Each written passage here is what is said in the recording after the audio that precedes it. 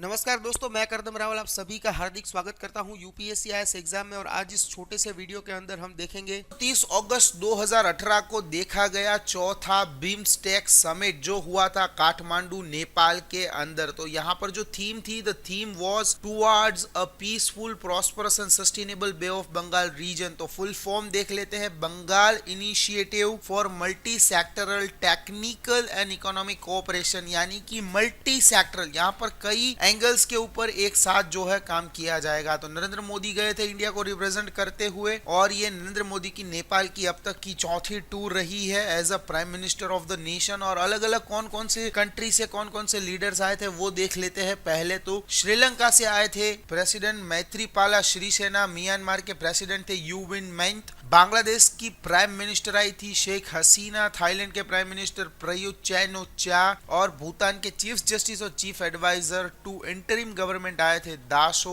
शेरसिंग वांगचुक। तो यहाँ पर Bay of Bengal initiative for multi sectoral technical and economic Cooperation के अंदर 14 सेक्टर के ऊपर ये लोग काम करते हैं, और इस समिट के अंदर 2 और सेक्टर ऐड कर दिए गए हैं। 6 जून 1997 को इसकी स्थापना हुई थी, बैंकॉक डिक्लेरेशन के अंदर इसकी बातचीत हुई थी। इसका जो परमानेंट हेडक्वार्टर कहे, ऑफिस कहे, वो है बांग्लादेश के कैपिटल ढाका के अंदर। और जो पहली समिट हुई इसकी वो हुई थी थाईलैंड में 1997 में, दूसरी 2008 के अंदर भारत में, तीसरी 2014 में म्यांमार के अंदर, और यहाँ पर चौथी जो है ये अभी हुई थी 30 अगस्त 2018 नेपाल बांग्लादेश में। इसके जो मेंबर कंट्रीज है इसका नाम है इंडिया, नेपाल, बांग्लादेश, भूटान, श्रीलंका और म्यांमार। थाईलैंड जो है ये साउथ ईस्ट एशिया का एकमात्र इसका कंट्री है। सब कुछ मिला के कुल मिला के देखे तो विश्व की 22% ग्लोबल पॉपुलेशन इसके अंदर आ जाती है। 1.5 बिलियन लोग होते हैं उसमें 22% के अंदर, और इसका जो कुल मिला के सबका टोटल मिला लो तो ग्रॉस डोमेस्टिक प्रोडक्ट हो जाता है $2.8 ट्रिलियन। बहुत ही बड़ा नंबर होता है। कंट्रीज जिसके मेंबर्स है वो सारे कंट्रीज वो है जो बे ऑफ बंगाल के साथ कनेक्टेड है। दूसरी इसके अंदर याद रखने वाली बात है, 2 मेंबर्स ऐसे हैं जो लैंडलॉक कंट्रीज है, जैसे कि नेपाल और भूटान। शुरू हुआ था तब यहाँ पर 6 सेक्टर के ऊपर काम हुआ था, जैसे कि trade, technology, energy, transportation, tourism और फिशरी। फिर 2008 के अंदर 2 और सेक्टर है, 8 सेक्टर हो गए टोटल, यानी कि agriculture, public health, poverty alleviation, counter terrorism, environment, culture, people to people contact and climate change. Climate change आया due to the existence of Bhutan in this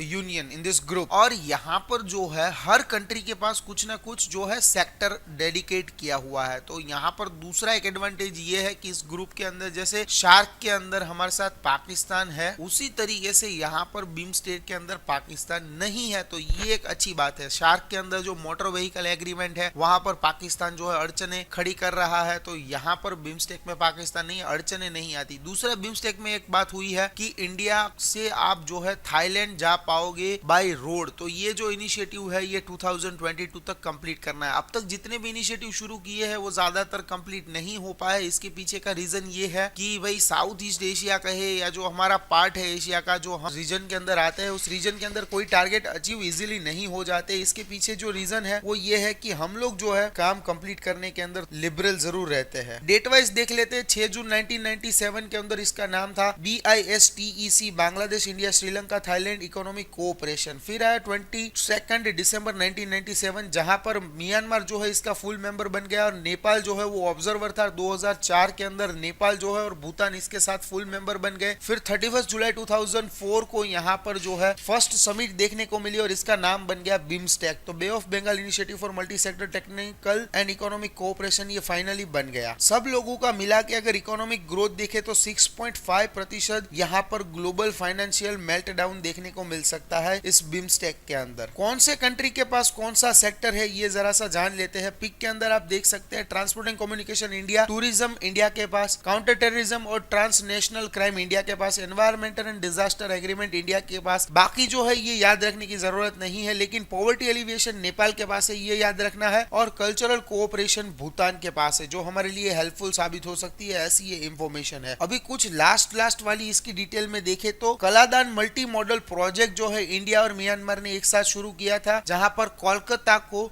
Sittwe port of Myanmar के साथ connect करना है। जो Myanmar है उसके साथ अगर हमें कनेक्ट होना है तो हमारा जो स्टेट है मिजोरम, उसके सारी चीजें कनेक्ट हो सकती है इजीली। तो यहाँ पर एग्रीमेंट 2008 में हुआ था लेकिन अब तक कंप्लीट नहीं हो पाया है, ये थोड़ा सा एक नेगेटिव पॉइंट है। फिर है Asian trilateral highway connectivity India और थाईलैंड के बीच में थ्रू म्यांमार। तो यहाँ पर जो है बांग्लादेश, भूटान, इंडिया और नेपाल जो है इस चीज को प्रमोट कर रहे हैं कि नहीं, अच्छी बात है कि यहाँ पर कनेक्टिविटी थ्रू रोड आ जाए। मेनली यहाँ पर जो देखे तो 30 और 31 दिसंबर को जो है ये मीटिंग देखने को मिली। दो नए मुद्दे यहाँ पर जो ऐड हुए हैं इसके 14+2 सेक्टर्स के अंदर, वो है कस्टम कोऑपरेशन एग्रीमेंट और मोटर व्हीकल एग्रीमेंट, जो पार्ट है फ्री ट्रेड एग्रीमेंट के। इस वीडियो के अंदर इतना ही, और अगर आपको वीडियो कंटेंट और एक्सप्लेनेशन पसंद आई हो तो वीडियो को लाइक और शेयर जरूर से करिएगा। कमेंट के अंदर अपने सुझाव जरूर से दीजिएगा, और अगर आप चैनल पर नए हैं तो चैनल को सब्सक्राइब करके बेल आइकन पर क्लिक करना बिल्कुल से मत भूलिए। थैंक यू दोस्तों, जय हिंद, भारत माता की जय, वंदे मातरम।